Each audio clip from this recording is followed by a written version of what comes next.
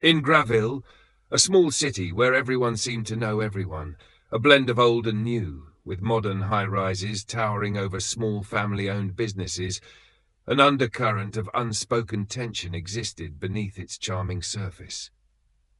Margaret Carter, a dignified woman in her early 70s, had just stepped out of a popular local cafe, her favorite spot for a midday break. After enjoying her coffee, she headed towards her car, parked just a few steps away. Margaret, the mother of the city's commissioner, Nathan Carter, preferred to keep a low profile, never wanting to be treated differently because of her son's position. As Margaret walked to her car, two police officers approached her briskly. Officers Blake and Thomas pulled up abruptly beside her, blocking her path. Their sharp eyes scanned her up and down, and the tension between them was unmistakable. "Excuse me, ma'am," Officer Blake said sternly. "We need to ask you a few questions." Margaret, taken aback but maintaining her composure, turned to them with a look of confusion. "Is something wrong, officers?" she asked calmly. Blake, still unsmiling, exchanged a glance with Thomas, who took a step closer. "We've had reports of suspicious activity in this area. We need to search you," Thomas said, his tone blunt. Margaret's confusion deepened. "Suspicious activity? I'm sorry. I just left the cafe. Is there a specific reason why you want to search me?" she asked, her voice laced with unease. Blake crossed his arms, his expression hardening. "Are you refusing a search?" he asked sharply. Margaret's instincts flared. She wasn't resisting, but she knew this wasn't right either. "No, I'm not refusing," she replied, trying to remain calm. "But do you have any reason to suspect I've done something wrong?" Without another word, Thomas stepped closer, reaching for handcuffs. "Turn around," he ordered sharply. "We need to search you." Margaret was stunned. "Search me? But why? I've done nothing wrong," she protested, her voice tinged with disbelief. Blake's face hardened even further. "Turn around, ma'am. Don't make this harder than it has to be," he warned. Passers-by hurried by, avoiding eye contact, unwilling to get involved. Margaret reluctantly turned, knowing that resisting would only escalate the situation. She felt the cold metal of the cuffs snap around her wrists as Thomas began an aggressive pat-down, pulling at her coat and searching through her handbag. A deep feeling of humiliation swept over her. She hadn't done anything wrong, yet here she was, being treated like a criminal, all because she was an older black woman standing in the wrong place at the wrong time. As Thomas finished, Blake questioned her. "You sure you're not hiding anything, lady?" Margaret clenched her jaw but remained composed. "I'd like to call my son," she said firmly. Blake let out a mocking laugh. "Oh, and who's your son? Go ahead, call him. Let's see who he is." With her hands now free, Margaret pulled out her phone and dialed. "You'll find out soon enough," she replied. The phone rang only twice before it was answered by a deep, commanding voice. "Mom, is something wrong?" It was Nathan Carter, the Commissioner of Police for Graville. "They're searching me, Nathan," Margaret said, glancing at the officers, who now seemed to be growing impatient. Their smirks had faded slightly, but they still looked confident, as if they had nothing to fear.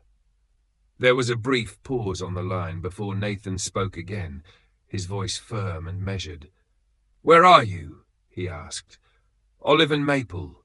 I just left the cafe," Margaret explained, trying to remain calm. "I haven't done anything, but they're treating me like a criminal." "I'll be there in 5 minutes," Nathan replied, his voice tight with restrained anger. Margaret stood tall, feeling a surge of strength from the knowledge that her son was coming. She knew Nathan would handle this, but still the sting of being wrongly accused and treated so poorly burned within her. Officer Blake, who had been pacing slightly, looked up as he saw a black SUV approaching fast. The car came to an abrupt halt, and the door swung open to reveal Nathan Carter, tall and imposing in his commissioner's uniform. His eyes flashed with anger as he strode towards the scene. The officers froze, recognizing him immediately. "Commissioner Carter," Blake stammered, stepping forward as if to explain, but Nathan's cold gaze silenced him. "Step aside," he ordered, his voice cold and authoritative. There was no room for argument. The officers backed away quickly, suddenly unsure of themselves. Nathan turned to his mother, his eyes softening as he checked her over. "Are you all right?" he asked quietly, his voice gentle. Margaret nodded, though the humiliation still burned in her chest. "I'm fine," she replied, glancing at the officers who now stood rigidly. "But this isn't right." Nathan's face hardened again as he turned to the officers. "You two," he said, his voice low and firm. "Explain yourselves."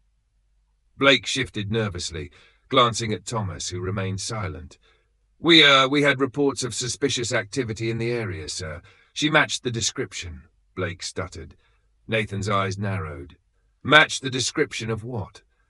Did she resist you? Did she threaten you in any way?" "No, sir," Thomas muttered, his voice barely audible. The street, once bustling, was now filled with silent spectators, all watching the scene unfold. Nathan took a step closer, his voice growing colder. "Then why did you feel the need to harass her? Was it because she's black? Was that your only suspicion, Blake?" Blake, his voice shaking, tried to respond. "Sir, we were just following protocol." "Your protocol is broken," Nathan replied sharply, "and you're about to face the consequences." The tension in the air was thick as the officers stood frozen, knowing they had crossed a line they couldn't uncross. Without breaking his gaze from the two men, Nathan pulled out his phone and quickly dialed internal affairs. His voice was calm, but filled with a sense of finality. "I want officers Blake and Thomas under immediate investigation," he said clearly. "They are to be suspended from duty until further notice." Blake's face turned white. "Sir, we didn't mean to," he began, but Nathan cut him off with a sharp look. "You didn't mean to what?" Nathan replied icily. "Didn't mean to harass my mother? Didn't mean to treat her like she was less than human? Or didn't mean to get caught?" Thomas, who had been silent the whole time, stepped forward, his voice shaky. "It was a mistake, sir. We were just doing our job." "A mistake?" Nathan retorted. "A mistake that could have escalated into something far worse? And you think that's an excuse?" The street was now filled with onlookers, some whispering among themselves, others watching silently as justice played out before them. Internal affairs officers arrived on the scene shortly after, pulling Blake and Thomas aside for questioning. Their smug attitudes had disappeared, replaced by fear and regret. Margaret stood next to Nathan, watching as the officers were led away. She felt a sense of relief, but also a lingering sadness. She had been judged not for her actions, but for her skin color, and though justice was being served, the pain of the experience would stay with her.